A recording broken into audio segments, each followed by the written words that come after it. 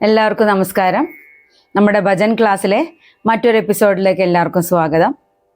നമ്മളിന്ന് മൂകാംബിക അഷ്ടകത്തിലെ രണ്ടാമത്തെ സ്റ്റാൻസയുടെ അർത്ഥവും ഉച്ചാരണവും രീതിയുമാണ്, ഈണവുമാണ് പഠിക്കാൻ പോകുന്നത്. രണ്ടാമത്തെ സ്റ്റാൻസയുടെ വരികൾ ഇങ്ങനെയാണ്: വിധി കൃത്തിവാസ ഹരിർ വിശ്വമേതത്.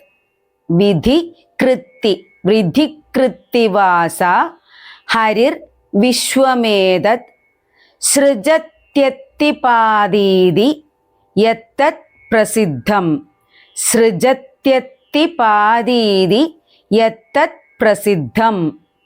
കൃപാലോകനാ ദേവതേ ശക്തിരൂപേ.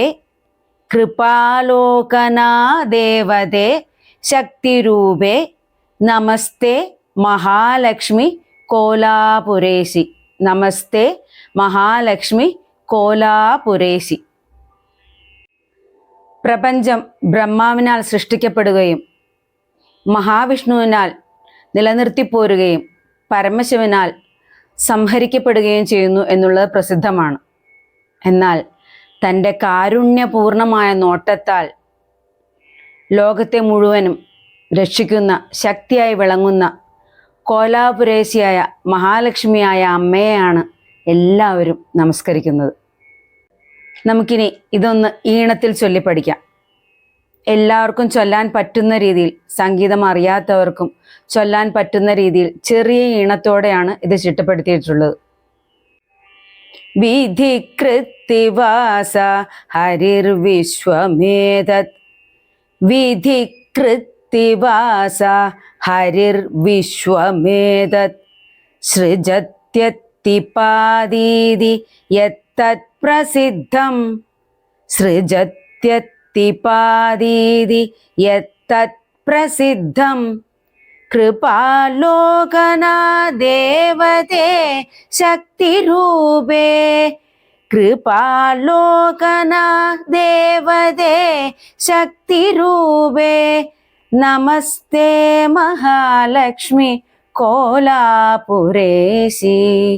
നമസ്തേ മഹാലക്ഷ്മി കോലാപുരേശി. നമുക്കിതിന് തുടർച്ചയായിട്ടൊന്ന് ചൊല്ലിപ്പഠിക്കാം. വിധി കൃത്തിവാസ ഹരിർ വിശ്വമേതത് സൃജത്യത്തിപാദീതി യത്തത് പ്രസിദ്ധം.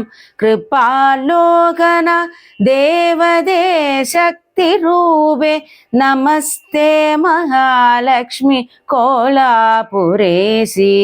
താളത്തിലാണിത്. വിധി കൃത്തിവാസ ഹരിർ വിശ്വമേതത് സൃജത്യത്തിപാദീതി യത്തത് പ്രസിദ്ധം. കൃപാലോകന ദേവതേ ശക്തിരൂപേ നമസ്തേ മഹാലക്ഷ്മി കോലാപുരേശി.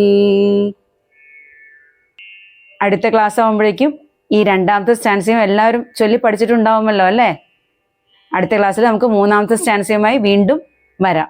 എല്ലാവർക്കും നന്ദി.